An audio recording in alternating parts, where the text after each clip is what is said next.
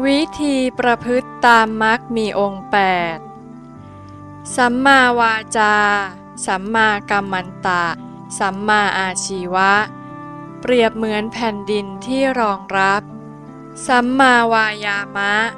เปรียบเหมือนเท้าสองข้างที่ก้าวเดินสัมมาสติและสัมมาสมาธิ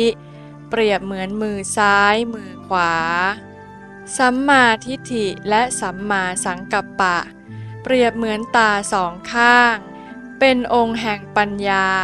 พาส่งอนุโลมญาณเมื่อมองเห็นแล้วจึงมอบให้มรรคญาณ